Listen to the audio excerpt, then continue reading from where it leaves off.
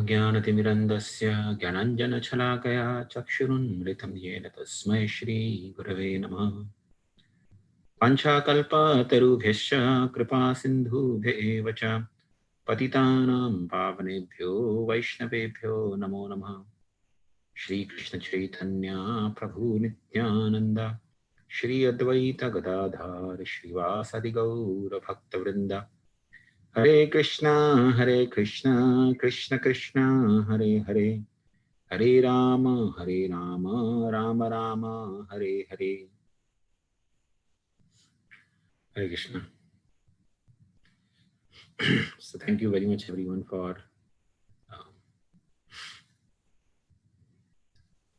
joining this Monday morning call for discussing the life and teachings of Lord Chaitanya. This is part 6. So today we'll be discussing the further youthful pastimes of Lord Chaitanya.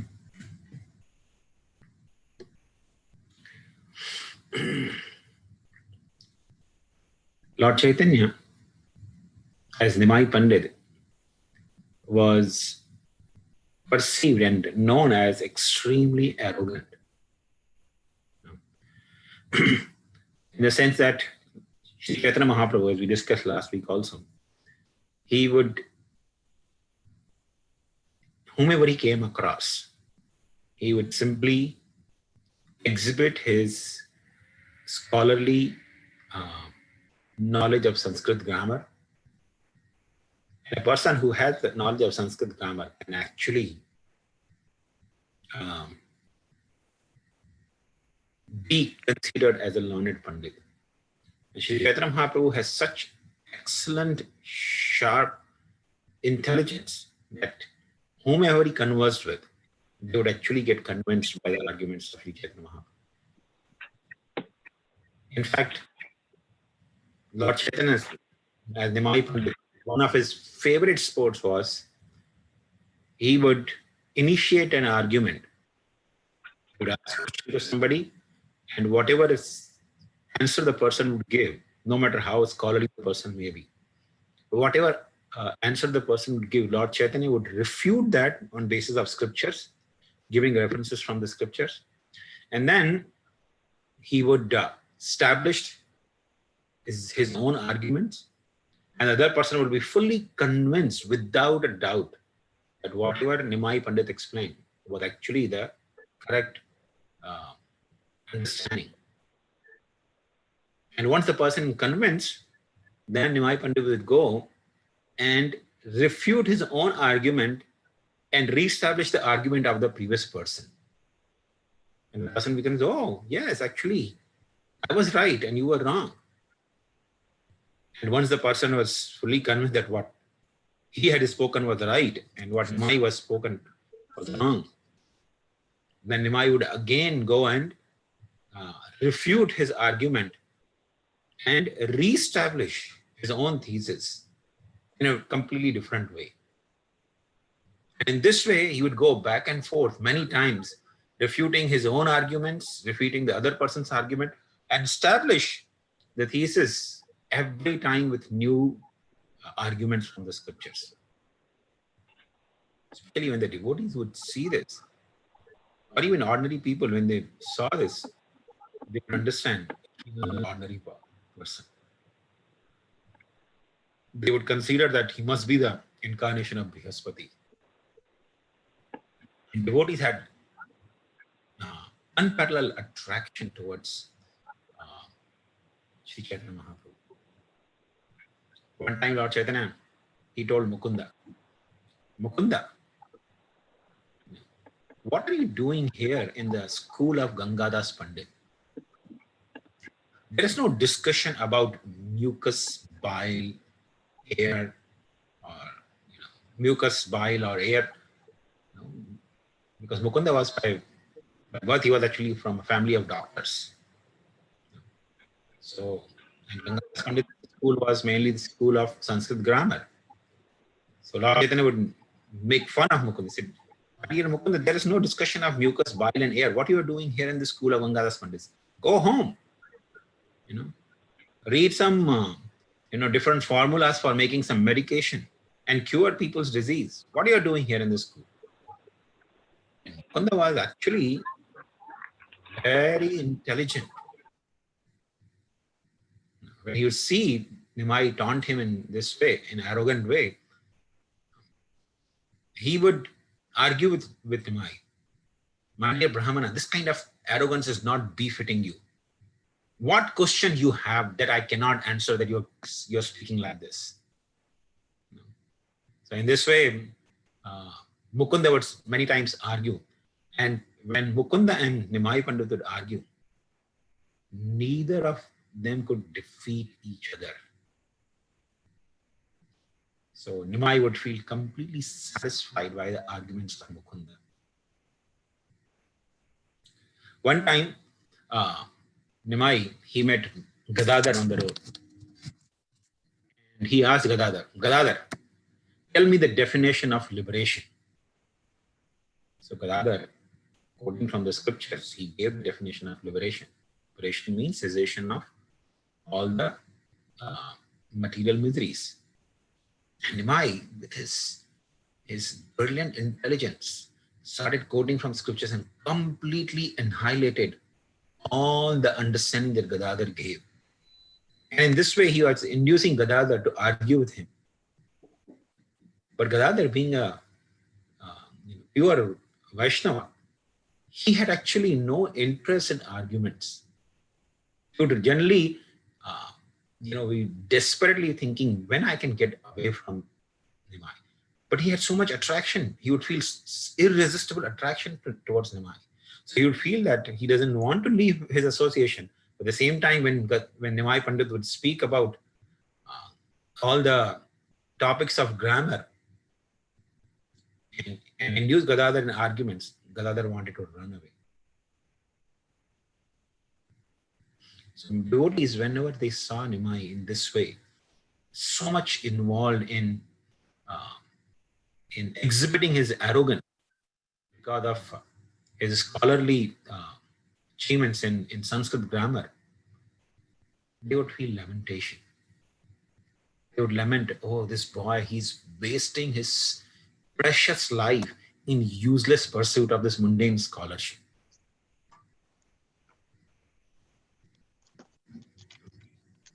This is actually a very important and significant lesson.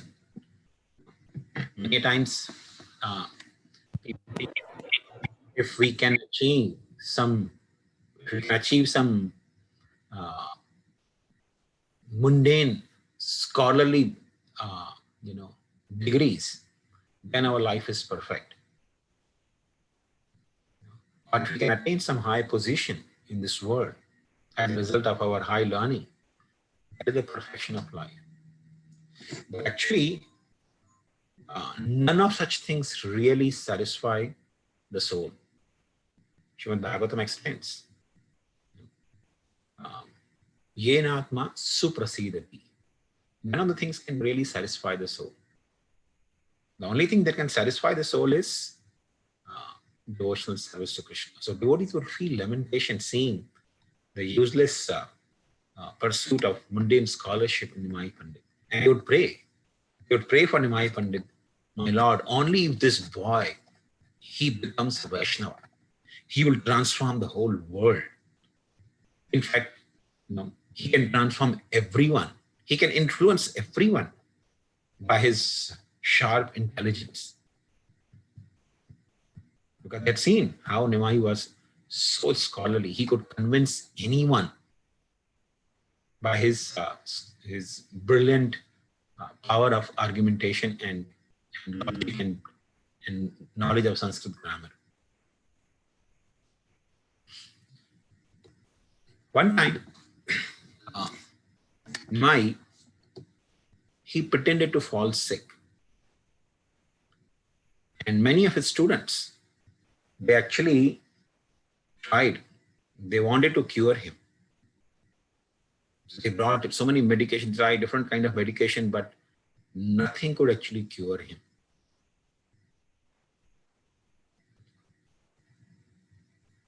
And Nimai, he actually told, because he had seen the the arrogance in some of his students. They were being critical to some Brahmanas. So he told students that if you bring me the water that has washed the feet of pure Brahmanas, that will cure me.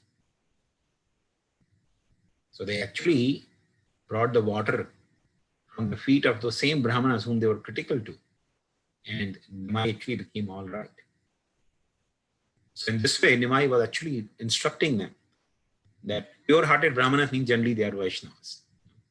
So if a person is critical to Vaishnavas, that is not very favorable. In this way, he actually instructed his students through his pastime of falling sick that they should not be finding faults with Brahmanas.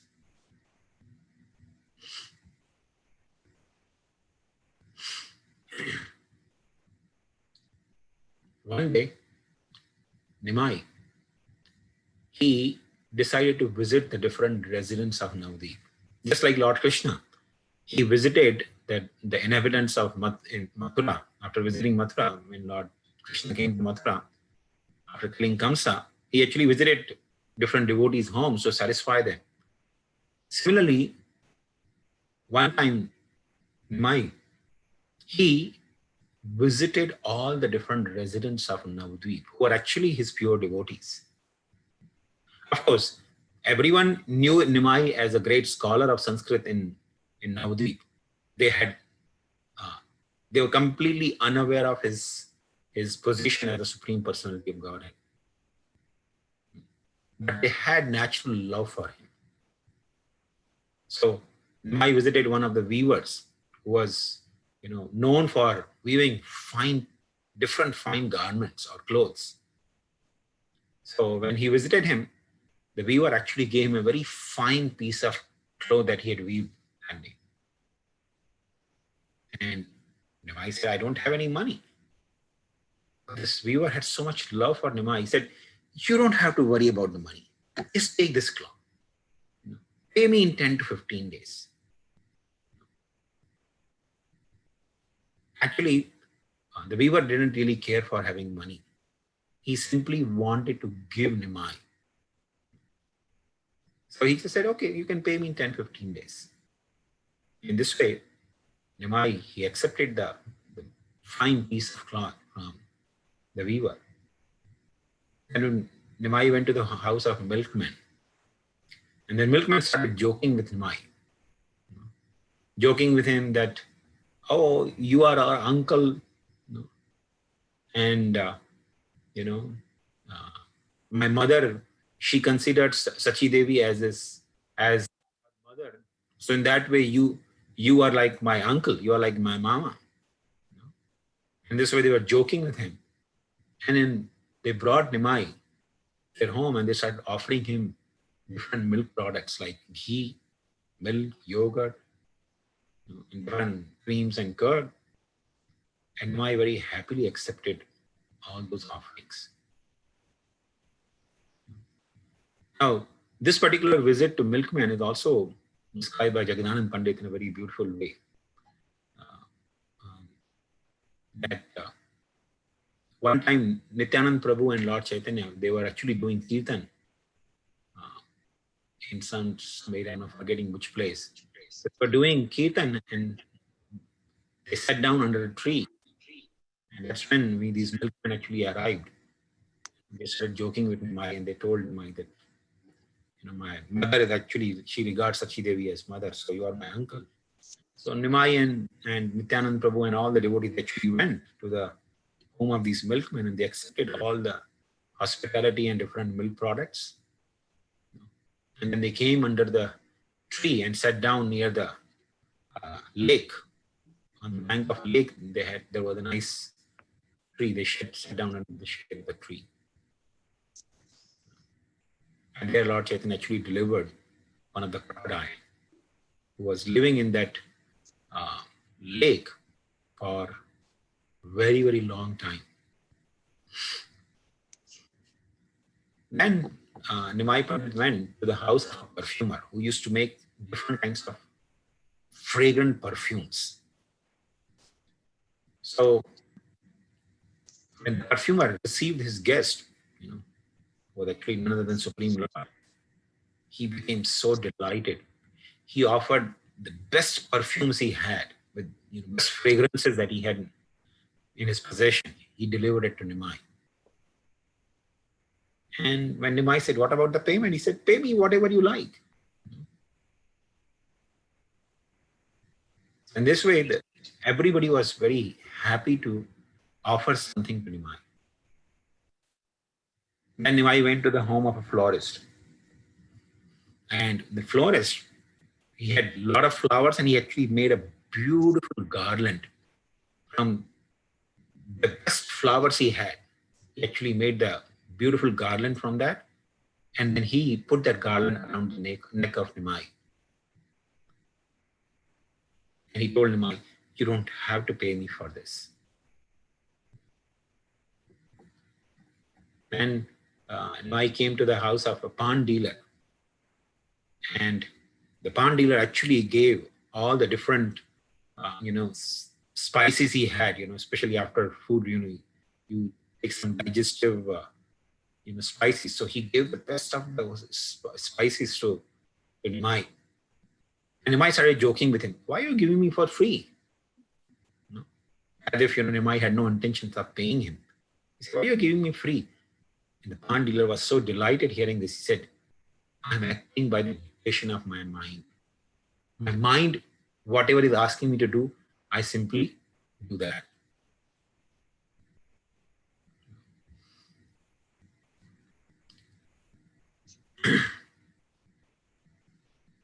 And then Nimai came to the house of a conch shell dealer.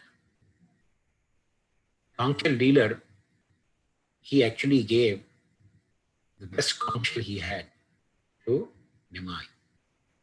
And while giving the conch shell, he told Nimai, "You can pay me later if you like. And even if you don't pay me, that is also all right."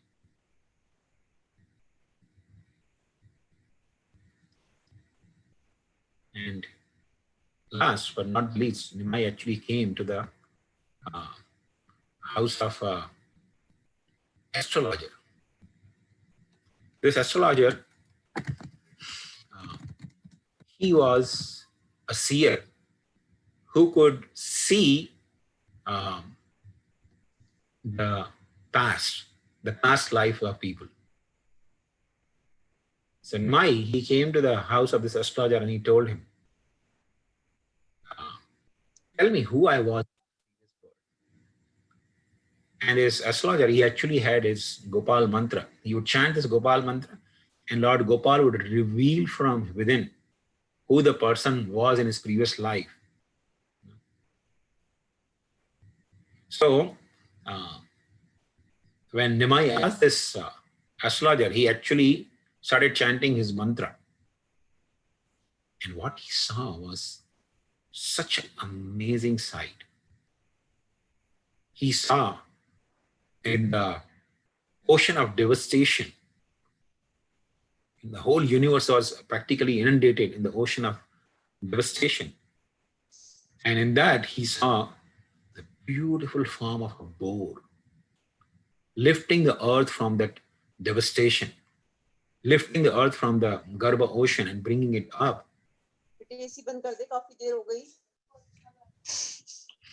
Then, in a flash, he saw,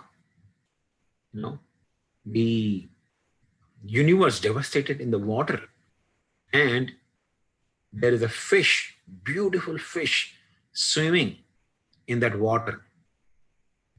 He saw the form of Matsyadev. Then he saw Kurmadev. And then he saw the form of Lord Narsimhadev tearing apart the demon Hiranyakashipu. And then he saw the Lord in the form of Lord Ramachandra, in the battle of Lanka, and highlighting Ravana. He saw Krishna. So, seeing all this, the astrologer was completely bewildered. He thought, my Gopal is very merciful to me and he's giving me these beautiful darshans of his own form. He said, my Lord, I'm so grateful to you for giving me this beautiful darshan. But please reveal to me who this person was in his previous life. In the meantime, Nimai said, so, what do you think? Who I was in my previous life? The person still couldn't understand the meaning of what he saw in his meditation. He told Nimai, you come in the evening and I will tell you who you were in the past. Let me, meditate on my mantra again and I'll tell you who you were in your past life. So in this way, Nimai would actually visit the different devotees who are actually the residents of Navadvip and satisfy them by receiving gifts from them.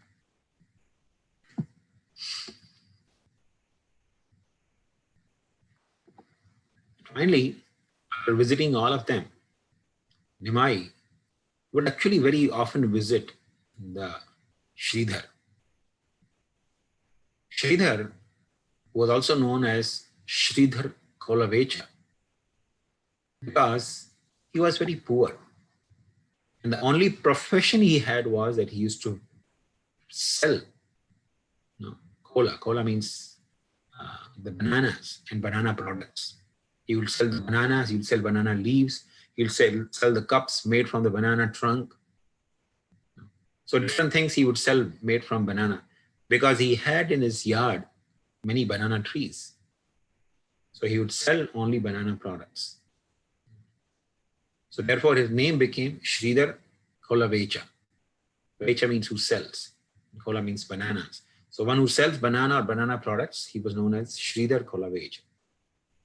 But as Sridhar, though he was poor, how poor he was? He had actually a small thatched hut. But that hut had so many holes in it. Then in the monsoon, the water would seep from that roof. And he was so poor that his clothings, they had at least, at any time, the clothing that he wore had at least 40 knots in different places. I mean, they were torn so badly that he had to put knots in different places.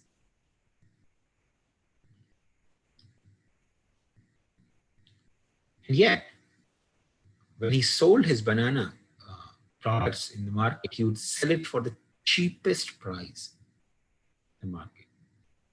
He was not at all greedy. And whatever he received by selling the banana products, he would use 50% of that in the worship of Mother Ganga. He had so much devotion to Mother Ganga, knowing it to be Vishnu Padi, the holy river that has emanated from the feet of Lord Vishnu. He had so much love for it that he would daily worship Mother Ganga with 50% of his income. So, Lord Chaitanya Mahaprabhu, he came. He would come to the shop of Sridhar. And he would actually talk for hours with Sridhar. He would come to buy some bananas or banana leaves, and he would continue talking with Sridhar for hours altogether. So often Nimai would ask, Sridhar, why you are worshipping Krishna? You see, you worship Krishna, you are so poor. But you should look at the people in Navadvip. They worship goddess Chandi or they worship Manasa Devi, and they are so much in abundance. And look at you. You don't have, even sufficient food to eat. Look at your clothings. They're torn in so many places. Why don't you worship some demigod that you will receive a lot of wealth and you can live comfortably?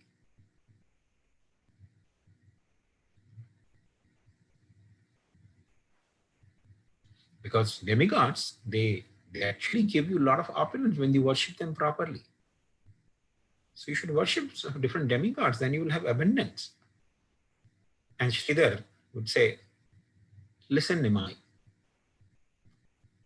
a bird in the tree and a king in the palace, they practically spend their time in exactly same way. How we understand how the bird and the tree and the king spend their time same way? The king eats, sleeps, mates, and defends. And bird does exactly the same thing. Bird eats, sleeps, mates, and defends. So practically speaking, there is absolutely no difference in the quality of life of a bird and a king. Now, a king may be doing those same things in a much more polished way. The satisfaction that a bird receives by doing eating, sleeping, mating, defending, and a king receives is practically same. So Sridhar replied, my dear Nimai, a king and a bird, they spend their life exactly in the same way. What do they use? This life is anyway temporary. Why to run after these? Prabhupada very often mentions, why to run after this phantasmagoria of this world? The illusory happiness of this world. And Nimai would say, Sridhar, I know that you are just making up these things, but you have actually a lot of wealth hidden in your home. You are just showing yourself to be poverty-stricken. Someday I will expose you. And Sridhar would never understand what Nimai means. Nimai actually meant that Sridhar had so much wealth of devotion. So he wouldn't understand that import of that. He would say, no, Nimai, actually I don't have anything. If you want, you can come to my home. Whatever I have here, that's all I have. Nimai said, no, I know. You are just cheating people in general. You are hiding a great treasure. And someday I will expose you, Sridhar. And many times, Nimai would actually bargain for the products. He'd say, okay, what is the price for these bananas? And Sridhar would give the price. And Nimai would say, no, this is too costly. You are so greedy. Why you want to sell it so costly? And Sridhar would say, no, Nimai, you can go in the market and see. If you get anywhere cheaper, you can buy from there. And I would say, no, but why should I go anywhere else?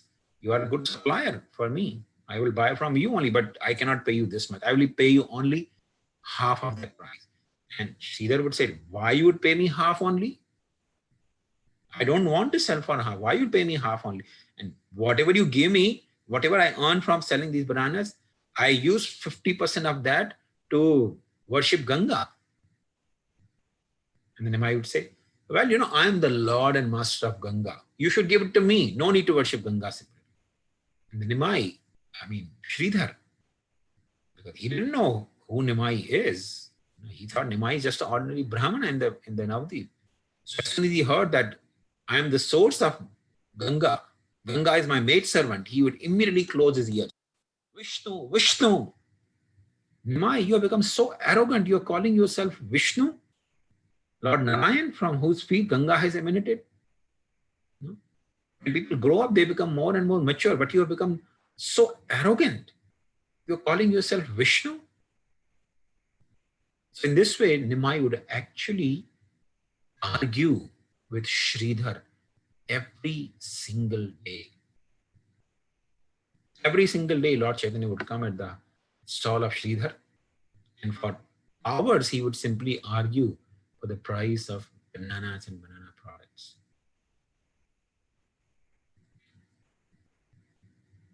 And that gave so much satisfaction to Sridhar. Later on, when Lord Chaitanya revealed his identity to Sridhar and told him, Sridhar, ask any boon. I can give you the wealth of Indra.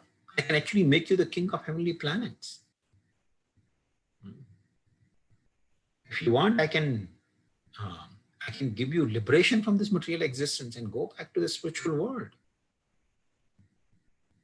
But Sridhar, he was so much satisfied having Nimai coming to his stall and arguing with him, fighting with him on the price of bananas, that he told Nimai, my dear Lord, the only benediction I want is let the Nimai Pandit every day come to my stall and argue with me and steal away my products. Sridhar was so much satisfied by having that loving dealings with the Supreme Lord. So it doesn't matter, what kind of position a devotee has. A devotee is completely satisfied having any kind of dealings with the Supreme Lord. And Sridhar is actually the living proof of that. Sridhar was so much fully satisfied by having the conversation with Nimai Pandit. So I think we'll stop here. If anyone has any questions, you may ask.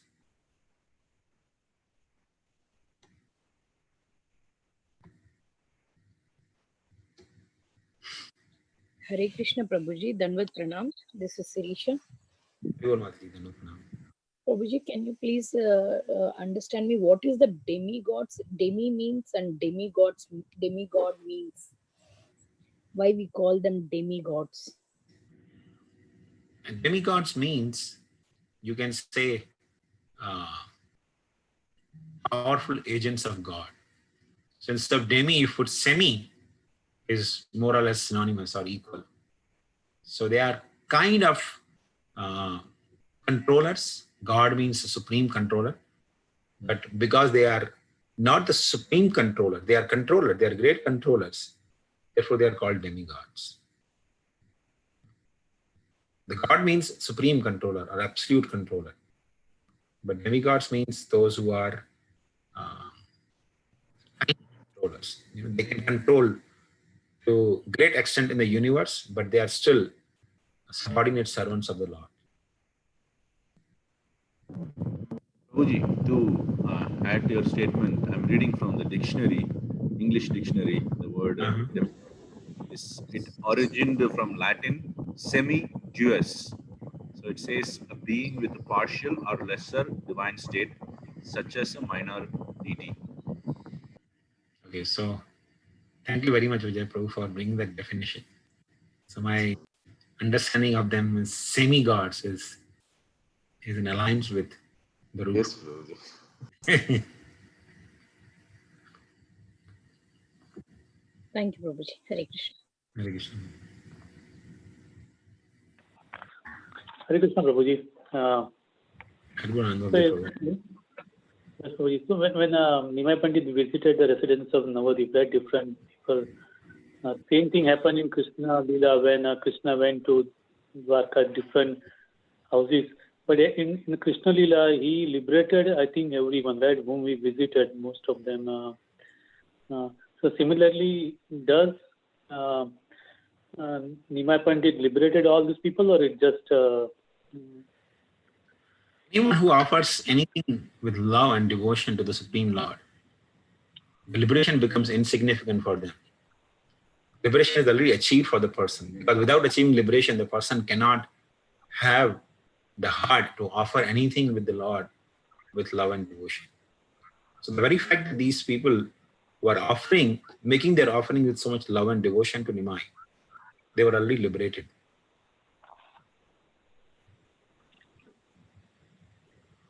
Sure, Prabhuji. Thank you.